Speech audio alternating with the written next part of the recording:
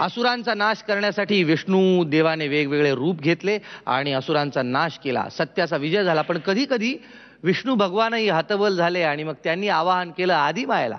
कारण स्त्री हे शक्तीचं रूप आहे, देवी ही शक्ती म्हणून गणली जाते आपल्या भारतवर्षामध्ये. अशीच काहीशी पौराणिक कथा घेऊन येत आहेत आई कला मंच सिंधुदुर्गहून. जोरदार टाळ्यांनी आपण स्वागत केलं आहे.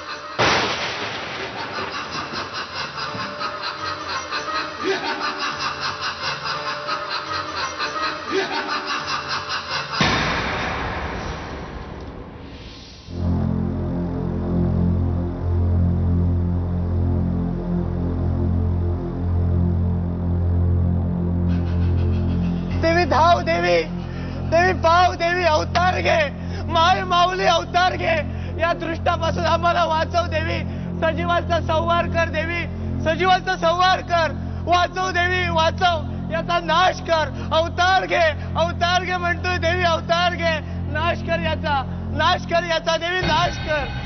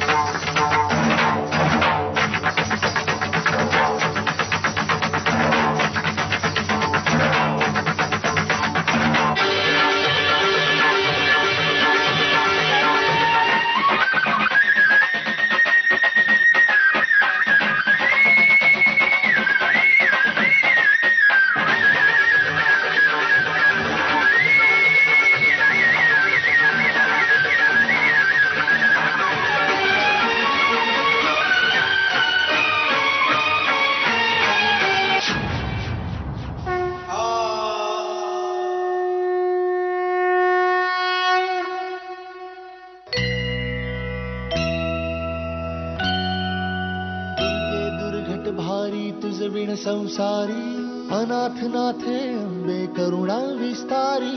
वारी वारी जन्म मरणाते वारी, हारी पडलो आता संकट निवारी.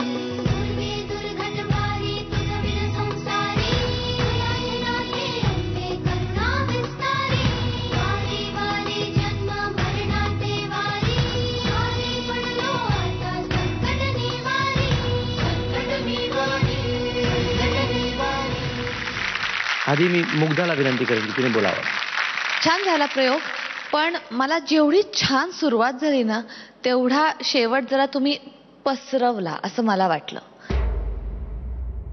म्हणजे मला असं समाधान पूर्ण नाही झालं, मला अजून हवं होतं काहीतरी असं वाटलं. मकरंद सरांना काय वाटतं? मी फक्त अशा गोष्टी वाचल्या होत्या की असुर सुरांमधलं जेव्हा युद्ध व्हायचं तेव्हा तोंडातनं ज्वाळा बाहेर पडायच्या आणि हा रेडा खरंच त्याच्या तोंडातनं जेव्हा ती आग आली, मला खरंच एक अफाट काहीतरी बघतोय असं वाटलं. काय सुरुवात झाली होती ती, आणि त्याच्यावर तू बसलास. म्हणजे आपण म्हणतो ना की अशी सुरुवात झाल्यावर अरे बाप रे, आता हे लोक काय करणार. आणि मग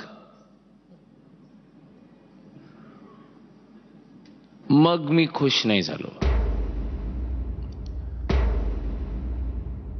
कारण का त्या युद्धात, द्वंद्वात तेवढी मजा नव्हती. आणि तुमची कल्पकता जी आहे तुमची, ती अचानकपणे आपण म्हणतो ना की कुठे लुप्त झाली की काय, पडद्याआड गेली की काय, काय झालं काय, ज्यांनी अशी सुरुवात केली ते कुठे हरवले. कधी कधी होतं असं. पण लक्षात ठेवा, एखादी भन्नाट आयडिया आली की त्याच्याबरोबर अजून 3 अशा आयडियाज यायला पाहिजेत की ज्याच्यामुळे ही भन्नाट आयडिया थोडी कमी वाटेल. पाहूया आपण किती पदकं मिळत आहेत. मुग्धा, मी तुम्हाला देणार आहे 8 मेडल्स. 8 पदकं मिळालेली आहेत मुग्धाकडून.